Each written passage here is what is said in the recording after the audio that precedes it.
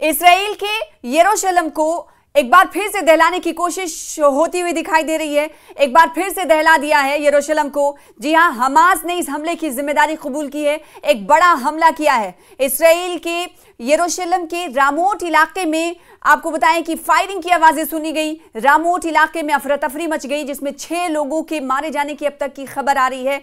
तो वहीं 15 लोग जख्मी बताए जा रहे हैं और 7 की हालत नाजुक है। आपको बताएं कि इस पूरे हमले की जिम्मेदारी हमास ने कबूल कर ली है। हमास ने कहा है कि हमें इसराइल से बदला लेना है और अक्सर बेशतर इस तरह की कार्रवाइयां हम अंजाम देते रहेंगे। हमले के बाद इस हवाले से हमास की तरफ से जिम्मेदारी कबूल करते हुए तमाम बातें कही गई हैं। और आपको बताएं कि इस वक्त यरूशलेम में इस वक्त अफरा तफरी का माहौल उस वक्त देखने को मिला जब इस हमले को अंजाम दिया गया था। और हमले के बाद इसराइल के प्रधानमंत्री बेंजामिन नेतन्याहू ने इमरजेंसी सिक्योरिटी मीटिंग भी बुलाई। यानी इस वक्त पूरी तरीके से सूरत हाल जो है नागुफ्ता बे होते हुए दिखाई दे रहे हैं।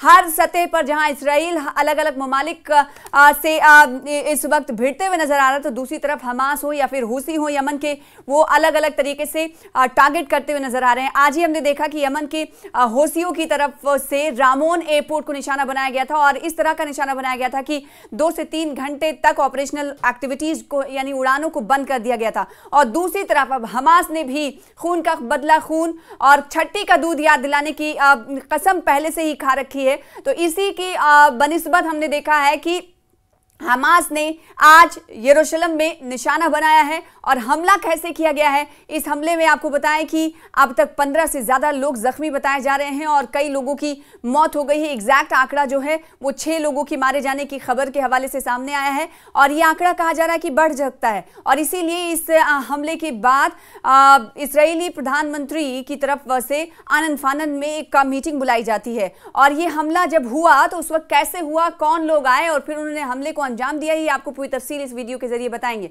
2 हमलावरों ने एक भीड़ भाड़ वाले बस स्टॉप के पास गोलीबारी की। हमलावर बस में चढ़ गए और फिर गोलीबारी शुरू कर दी। सिक्योरिटी फोर्सेस ने 2 जो हमलावर आए थे उन्हें मौके पर ही ढेर कर दिया है। सिक्योरिटी फोर्सेस ने बताया है कि हमलावर जो आए थे वो पश्चिमी तट के फिलिस्तीनी हैं। पुलिस ने कहा है कि उनकी पहचान हम कर रहे हैं। और उसके बाद जब इस हमले को अंजाम दिया गया तो इस हमले जो 2 हमलावर आए थे वो बस में चढ़ते हुए दिखाई दिए थे। और जब इस हमले को अंजाम दिया गया था तो इस हमले की जिम्मेदारी तो हमास ने कबूल की और हमास ने इस हमले की तारीफ भी की है। हमास ने यरूशलेम में हुए हमले की तारीफ की और इसे एक कहा है कि जुर्रतमंदाना मुहिम है जिसे अंजाम दिया गया। हमास ने यह भी कहा कि हमला हमारे लोगों के खिलाफ छेड़े गए जो विनाशकारी युद्ध है, जंग है, उसका जवाब है और हम ऐसे ही जवाब देते रहेंगे। हमास इस हमले की जिम्मेदारी, हालांकि हमास ने पहले कहा कि हम नहीं लेते हैं, लेकिन पश्चिमी तट के फिलिस्तीनियों से टकराव का आह्वान करता है।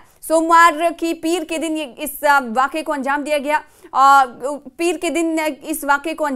और 2024 के बाद से इसराइल में हुई सबसे बड़ी गोलीबारी से मानी जा रही है। यानी इससे पहले भी हमास की तरफ से जिस गोलीबारी को अंजाम दिया गया था 2024 में अक्टूबर में, उसके बाद से कहा जा रहा है कि जो आज हमले को अंजाम दिया गया है हमास की तरफ से, वो एक बड़ी गोलीबारी वाला हमला है। पिछले साल पश्चिमी तट के 2 फिलिस्तीनियों ने तेल अवीव के एक रेलवे स्टेशन पर गोलीबारी की थी जिसमें 7 लोग मारे गए थे और इस हमले की जिम्मेदारी उस वक्त भी हमास ने ली थी। अधिकारी रामोट जंक्शन गोलीबारी की जांच कर रहे हैं और मुल्क भर में इस वक्त सिक्योरिटी फोर्सेस जो हैं हाई अलर्ट पर हैं। नेशनल सिक्योरिटी मिनिस्टर मौके पर पहुंचे। इसराइल के national security minister Itamar Ben Gvir Ramot में घटना स्थल पर वाक़े पर पहुंचे जहां पर इस हमले को अंजाम दिया गया था और वो इस वक्त पूरे हालात का जायजा ले रहे हैं। पुलिस के साथ ही साथ अहलकार मौके पर मौजूद हैं और पूरे इलाके को इस वक्त सैनिटाइज किया जा रहा है। यरूशलेम डिस्ट्रिक्ट कोर्ट ने सुबह यरूशलेम में हुए हमले के बाद नेतन्याहू के केस में होने वाली गवाही भी रोक दी।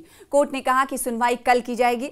वहीं गोलीबारी के बाद इसराइली आर्मी ने पश्चिमी तट में रामल्ला के बाहरी इलाके में कई फिलिस्तीनी गांव में गश्त बढ़ा दी है। गश्त को और वसी कर दिया गया है। यानी इन इलाकों में पहले से ही फिलिस्तीनी के जो इलाके थे, फ़िलिस्तीनियों के जो मुहासरे थे या फ़िलिस्तीनी जहां पर शहरी आबाद थे, वहां पर गश्त अब इजरायली IDF के फौजियों की और बढ़ाई गई है इस हमले के बाद। और माना जा रहा है कि हमलावर इन्हीं गांव से निकल कर आए हैं, ये इसराइल कह रहा है, और यरूशलेम ये पहुंचे हैं जहां पर उन्होंने हमले को अंजाम दिया है। यरूशलेम के रामोट इलाके में फायरिंग हुई है।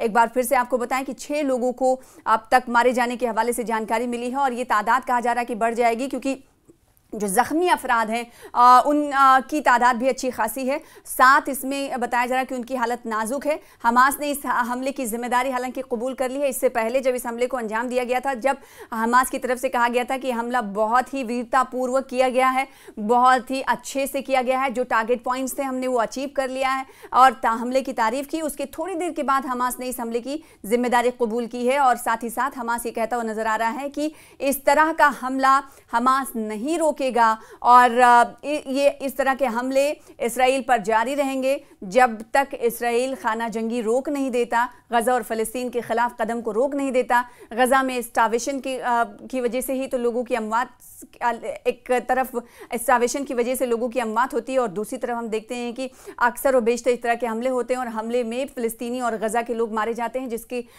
जिनके खून का बदला लेने के लिए हमास अक्सर तैयार रहता है। और इसीलिए आज गोलीबारी की है, और गोलीबारी का जो अटैक है इसराइल पर, उसका तरीका थोड़ा अलग हमास ने इस बार अपनाया है। हमास ने इस बार भीड़ भाड़ वाले इलाके को निशाना बनाया है, और आज ही हमने देखा कि होसियों की तरफ से भी इसराइल को निशाना बनाया गया है। इसराइल का एक रामोन एयरपोर्ट है, वहां पर 2 से 3 घंटे तक ऑपरेशनल फ्लाइट्स जो थी वो उड़ानें रद्द कर दी गई, और धुआं दिखाई दे रहा था। जो लोग आसपास के थे या फिर दूर से आप देखते तो धुआं उठते हुए दिखाई दे रहा था। और दूसरी तरफ वहां होसी निशाना बना रहे हैं इसराइल को, और दूसरी तरफ हम देख रहे हैं कि हमास की तरफ से भीड़ भाड़ वाले इलाके को निशाना बनाया गया। और यहाँ पर जो तरीका था हमला करने का वो 2 हमलावरों के जरिए करवाया गया।